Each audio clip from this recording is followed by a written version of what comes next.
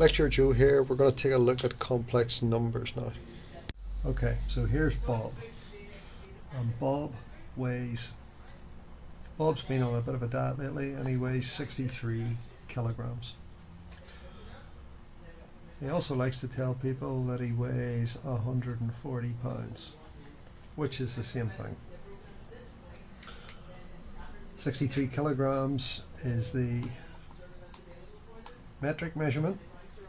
140 pounds is the imperial, the old-fashioned measurement. That's still used in America. So when Bob's talking to his European and British friends, he refers to himself as being 63 kilograms. And when he's talking to his mates over in the States, he talks about 140 pounds. But he knows that these two things are the same. That equals that. And he knows also that it's possible to convert between one and the other just by multiplying by some number. Okay? Now Bob here loves complex numbers. And Bob's favourite complex number is this. 3 plus 4i. Now, if you haven't come across complex numbers before, you're thinking, that's two numbers. Well, a complex number is sure made up of two parts, but it's just one value.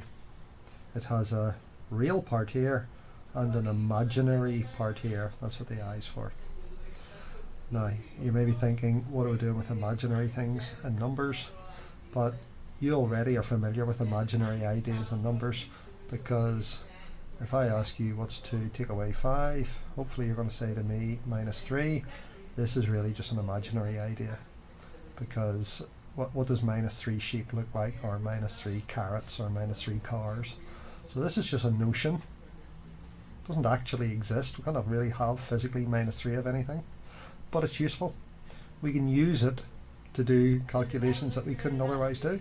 So we buy into this idea that there are negative numbers as long as we can follow all the rules. So rules like minus 2 multiplied by minus 3 equals plus 6. As long as we follow these rules, we can use negative numbers, even if we don't really believe that there's such a thing.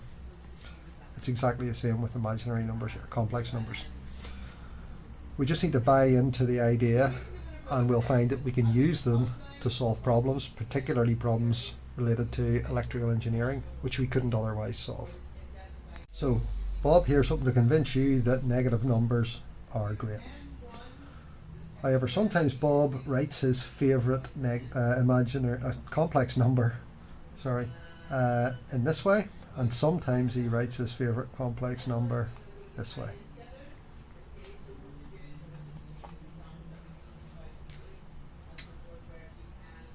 These two are equal.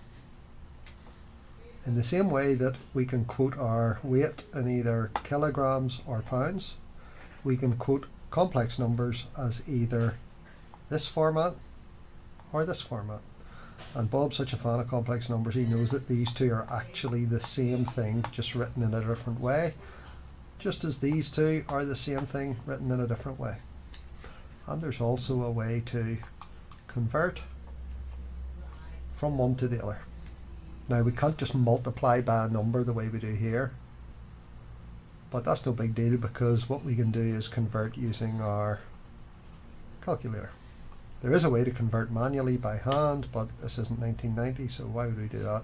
We can just get our calculator and convert complex numbers in this form over to this form, and of course back again.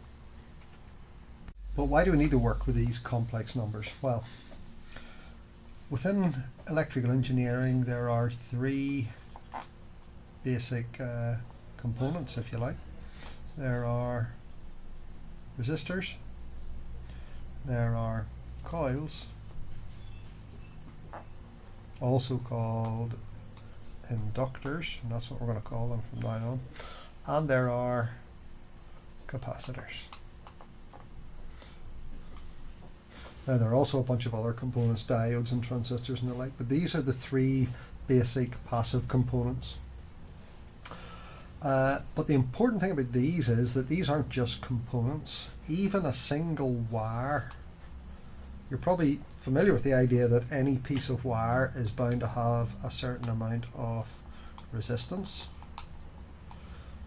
but it also has a certain amount of inductance and a certain amount of capacitance, depending on what length it is.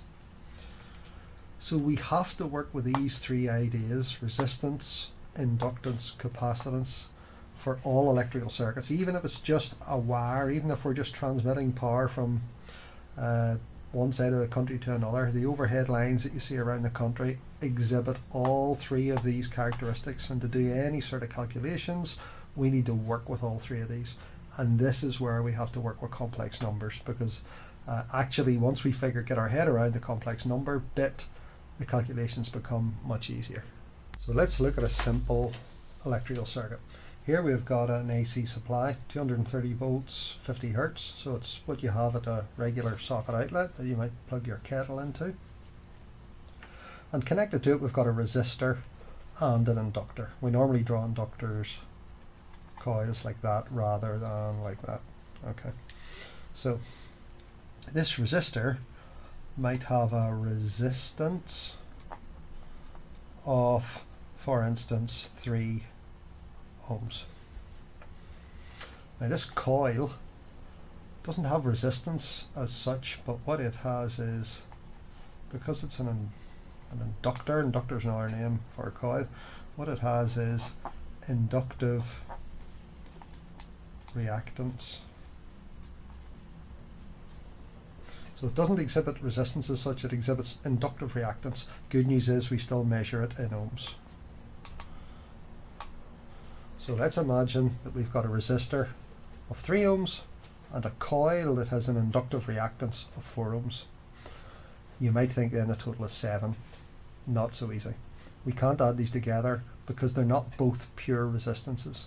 So in this one we put our I for imaginary number, because if it's a coil or a capacitor we measure its reactance using the imaginary part of the complex number.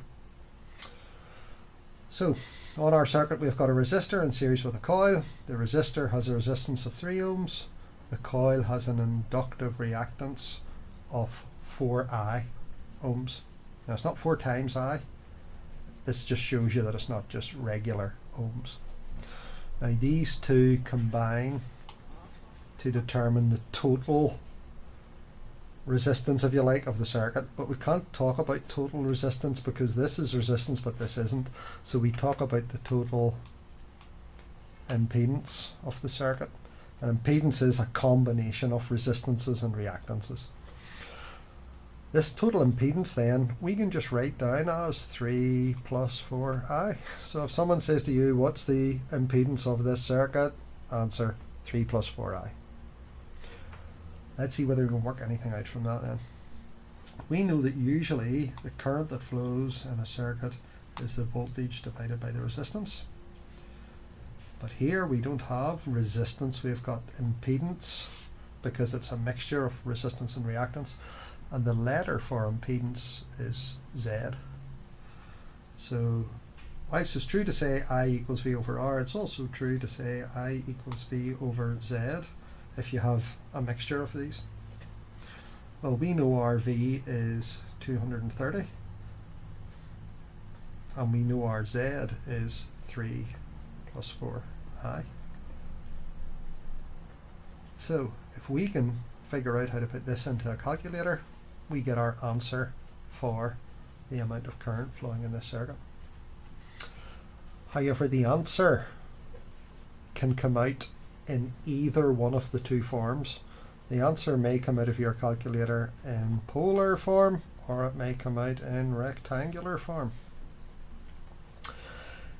If it comes out in polar form, it will be more useful to us, because the actual current value, well, if we do this sum here in polar form, we end up with this figure here. So we've put the problem into the calculator in rectangular form, and we have asked the calculator to give us the answer in polar form. And the reason for that is that we're working out the actual current flowing. You see, if you look at the circuit here, the circuit itself is best described using using rectangular form, where you've got 3 ohms and 4i ohms. But when you work your way through to the answer, if you're looking for voltage or current, it is best expressed in polar form, because this is the actual number of amps flowing. Now this part of it is the angle that the current has in relation to the supply voltage. Well, this number is the actual number you will read if you put nanometer into the circuit here. You insert nanometer here, it's going to read 46. That's why polar is the best form to show a voltage or a current value, because they'll actually match up with, this part of it will match up with what you would actually read, what you understand the number to be, 46 amps. And if we were to work out the voltage across one of these components and express it in polar form, the first number here would match up with what you see on the actual voltmeter. But we can't use polar form all of the time, because the circuit itself, the components, are best shown in rectangular form. So we have to keep going between the two forms.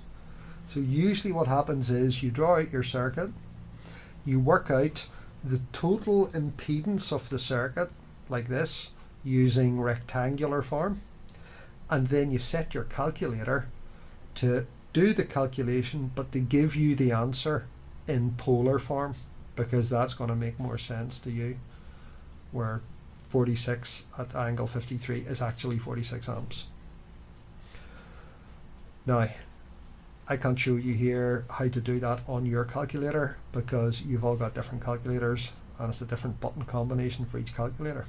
And some people are using apps on their phone, and some people have got an iPhone, some people have got Android. So it's up to you to get familiar with the calculator you have and how to convert rectangular to polar, polar to rectangular, and how to do calculations on polar and rectangular on your particular calculator or on the app you have on your phone.